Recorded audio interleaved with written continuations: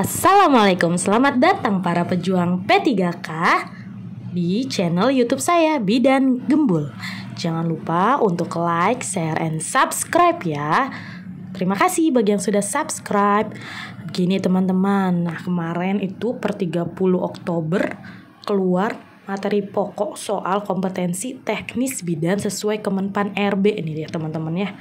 Di sini ada ya teman-temannya. Mungkin teman-teman juga sudah pada tahu ya teman-temannya. Nah, ini sangat membantu banget sih. Jadi kita bisa sedikit lebih fokus untuk materi-materi apa sih yang kemungkinan akan keluar gitu. Di sini kita ada nih tentang bidan. Kita ada di poin nomor 69 kalau nggak salah ya. Nanti kita lihat. Di situ ada kompetensi umum dan kompetensi khususnya dijabarkan. Nggak cuman bidan aja nih, banyak nih semua, pokoknya semua formasi ini ada materi khusus yang sudah ditetapkan oleh Kemenpan RB. Nah ini ya kita lihat ya teman-teman ya. Mungkin ini nanti kita jabari. Nah ini agak kecil ya, nanti bisa di screenshot ya teman-teman ya. Oke, kira-kira apa aja sih nih? Nah, ini ada materi pokoknya nih, ada 10 poin di sini dari kompetensi umumnya. Lumayan banyak, kalau dari kompetensi khususnya lebih banyak lagi. Dia ada 26 poin. Nah, ini bisa di screenshot juga ya teman-teman ya. Dibaca saja, saya juga bingung bacainnya. Oke, kalau gitu kita coba telaah satu-satu ya. Dari kompetensi umum itu ada poin pertama itu tentang informed choice dan informed consent nih teman-teman ya.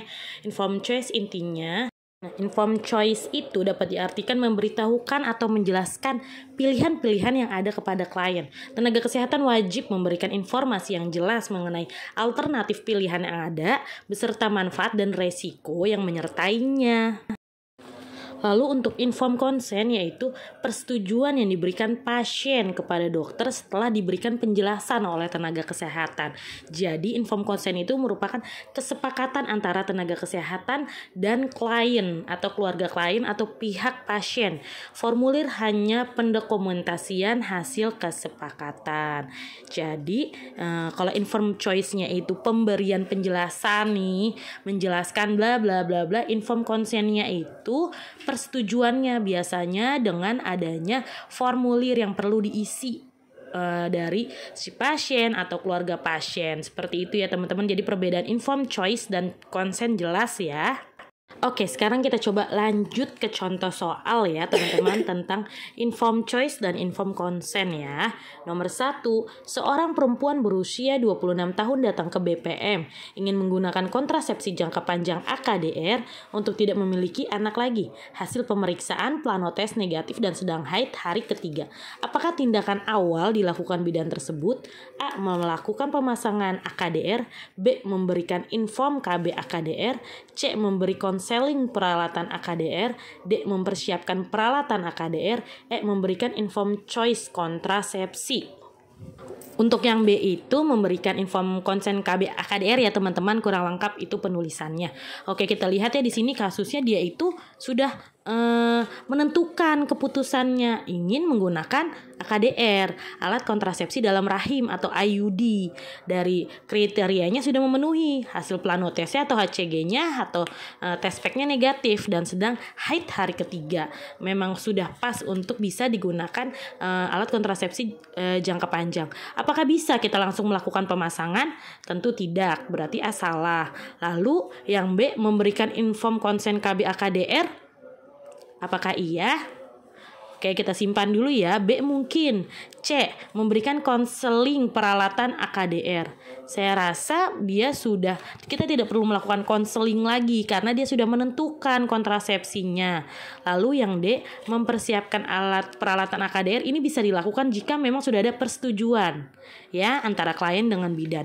Yang E. Memberikan informed choice kontrasepsi. Ini sudah tidak perlu lagi karena si pasien sudah menentukan pilihannya. Jadi kita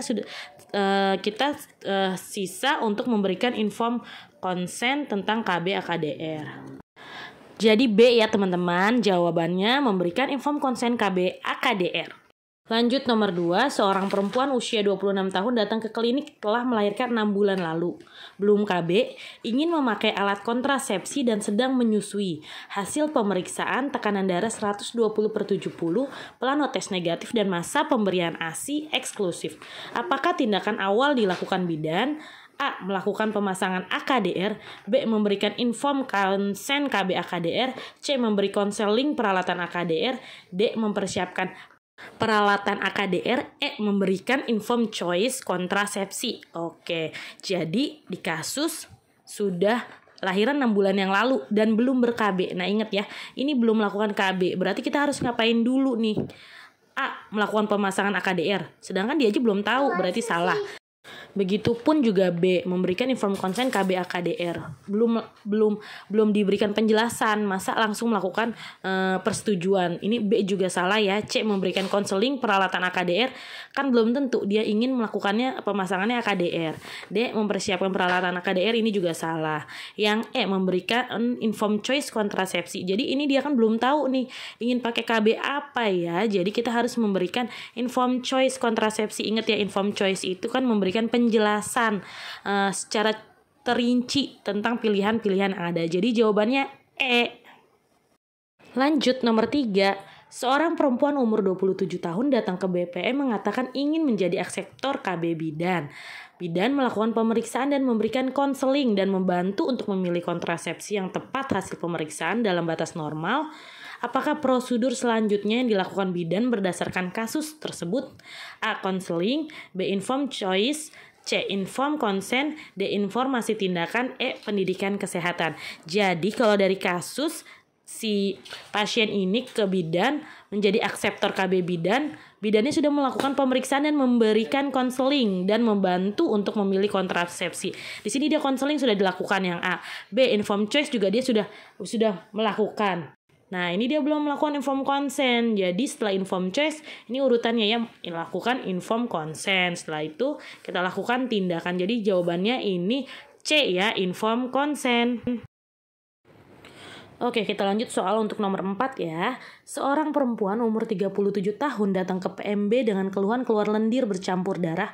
Hasil pemeriksaan tekanan darah 110/70, suhu 36,5, nadi 84 kali per menit, pernafasan 20 kali per menit, DJJ 160 kali teratur, pemeriksaan dalam pembuka 6 cm, ketuban terdapat mekonium. Presentasi kepala, bidan meminta persetujuan pasien untuk melakukan rujukan, tetapi keluarga tidak mau dirujuk. Dokumen apakah yang harus dibuat pada kasus tersebut? A. Surat perjanjian rujukan. B. Surat persetujuan tindakan. C. Surat pernyataan penolakan. D. Surat persetujuan perawatan di rumah. E. Inform choice tempat rujukan. Oke, di sini deh kalau dari kasusnya intinya tuh keluarga tidak setuju untuk dirujuk gitu ya. Jadi dokumen apa? Surat perjanjian rujukan. Yang A itu tidak, karena keluarganya aja tidak ingin dirujuk. Yang B, surat persetujuan tindakan. Harusnya tidak dilakukan tindakan di PMB gitu ya. Lalu yang C, surat pernyataan penolakan. Nah ini yang paling masuk akal karena keluarga itu menolak untuk dirujuk. Jadi kita harus meminta surat pernyataan penolakan. Untuk yang D dan E salah, jadi jawabannya C ya teman-teman ya. Bagaimana? Benar kan ya? Oke, lanjut soal nomor 5. Seorang perempuan umur 27 tahun G1P0A0 usia kehamilan 40 minggu datang ke BPM dengan keluhan perut mules, keluar lendir, TTV dalam batas normal, DJJ 132, TBJ 3500, HIS 2 kali dalam 10 menit dengan kekuatan 30, penyemeriksaan dalam pembukaan 1 cm, presentasi bokong, lalu selaput ketuban utuh. Penata laksanaan apakah yang tepat sesuai dengan kasus tersebut? A. Memberikan konseling dan merujuk. B. Memantau kemajuan persalinan di BPM. C. Mempersiapkan pertolongan persalinan. D. Menganjurkan untuk rawat jalan sampai HIS lebih sering. E. Meminta inform konsen untuk persalinan presentasi bokong. Oke, apa nih jawabannya nih teman-teman kira-kira? Oke, dari kasus 40 minggu. Belum post term sih, tapi sudah 40 minggu. Tapi di sini presentasinya bokong. Kira-kira BPM apakah diperbolehkan untuk melakukan persalinan secara bokong? Harusnya ini udah penapisan ya, udah harus kita lakukan penata laksanaan untuk apa nih? Nih yang benar itu apa? Yang dari meminta inform konsen untuk persalinan presentasi bokong. Ini sangat beresiko ya teman-temannya, apalagi dilakukan di BPM. Ini tidak dibenarkan. Yang D berarti salah. D menganjurkan untuk rawat jalan sampai HIS lebih sering. Ini salah banget ya teman-teman ya kan ya, karena dia sudah ketahuan dari presentasinya bokong. Untuk apa diulur lagi waktunya untuk menunggu HIS yang lebih sering. Yang C juga mempersiapkan pertolongan persalinan. Ini juga salah ya teman-teman. Yang B memantau kemajuan persalinan di BPM, ini sudah tidak bisa dilakukan di BPM. Jadi yang jelas itu ialah merujuk. Tapi sebelum merujuk melakukan apa? Memberikan konseling dan merujuk. Setelah itu juga pasti harus dilakukan persetujuan untuk dirujuk. Jadi ada juga inform konsen untuk dirujuknya. Jadi jawabannya yang benar A. Ya kan? Ya kan? Oke teman-teman, itu sudah ada 5 soal ya teman-teman. Cukup di sini dulu ya teman-teman. Nanti kita lanjut di sesi berikutnya. Terima kasih kepada teman-teman semuanya. Jangan lupa untuk bantuannya like, share, and subscribe. Terima kasih. Semangat pejuang Garuda.